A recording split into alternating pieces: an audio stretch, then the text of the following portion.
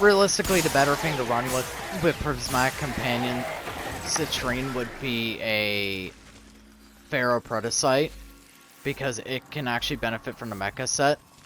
And Ferroprotocytes also have the bonus of, well, here's my one nuke dog, but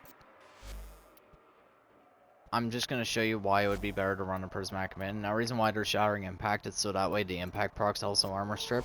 So you get armor strip from its melee attacks.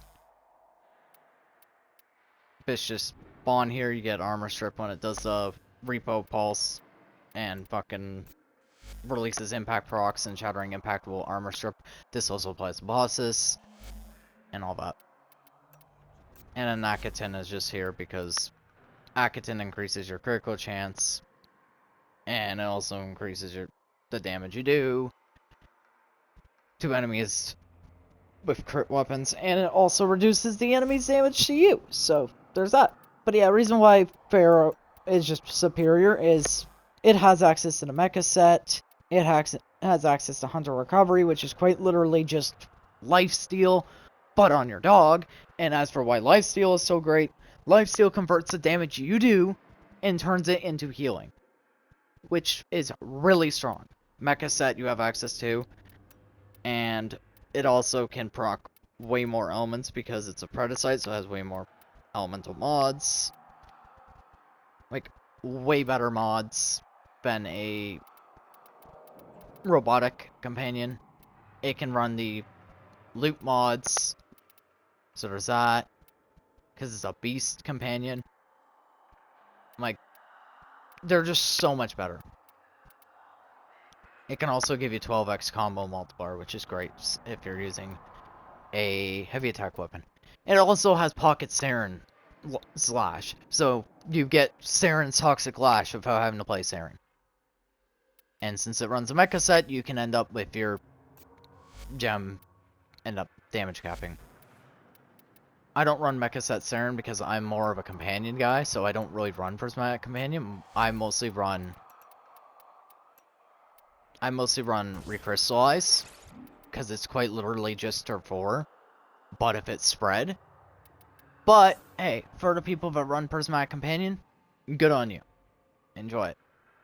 Okay, let's get into it. How strong Citrine actually is. Like, well, you saw, she can take a brutal beating. And she can also nuke pretty well.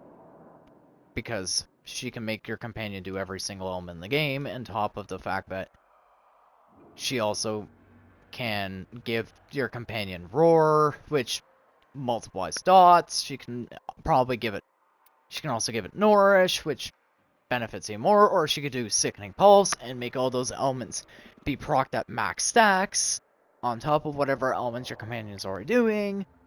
And if it's Heat Slash or anything like that, it gets duplicated, which is really good if you're using a Bane mod, because then you can do some Heat Inherent nuking with your companion. You know, the usual crazy shit. But a maxed out Citrine is tanky as shit. Additional tip about Citrine is if you're using on-subsume, definitely run health conversion, because this is going to be up all the time. And this armor is going to stack with your base armor, which is going to stack with your health, which is then going to stack with Preserving Shell, which is then going to stack with the health regen she picks out, which makes her very, very tanky. Her Preserving Shell is also multiplicative, so it will stack with other Citrine DRs.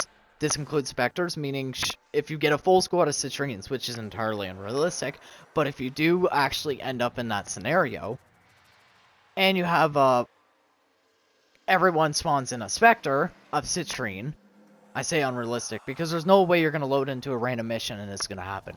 But if you're with friends, then yes, this would happen. And you would get a shit ton, and I mean a shit ton, of DR.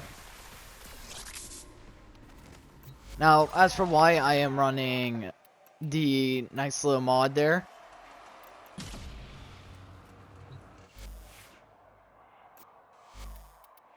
Rapid Resilience, it stacks with her too. It stacks with her passive, and it stacks with Adaptation. Rapid Resilience is really, really good because it reduces damage dots from their usual timer down to 1 second timer. And with her, that is great. It's great with Limbo too. Limbo loves rapid resilience. A great example of that, go watch Sci-Fi Freak. But yeah, Arrow, just stand here.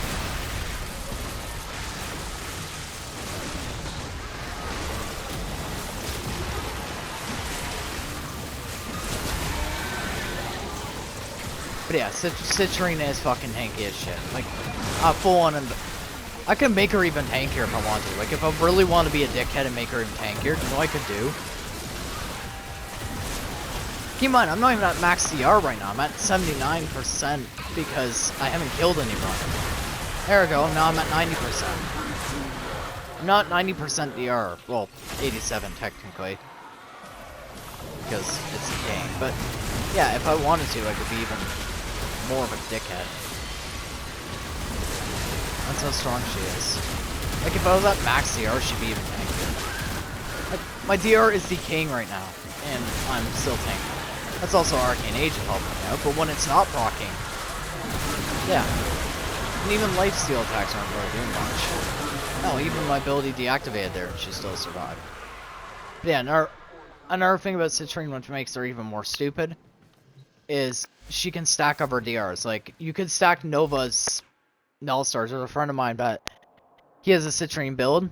Check him out, his channel's Mike the Dragon. Really good builds over there.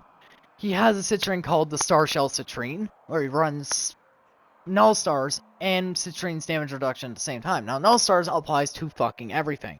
It applies to shields. It applies to health. It applies to armor. It's DR. It applies to Overguard. It applies to everything. Yeah, you get 75% DR, but still, that is 75% DR stacking on top of your Citrine's DR and your armor DR. On top of the fact that shields have a base 50% DR. That's a lot of damage reduction. For one frame. That's one tanky ass frame.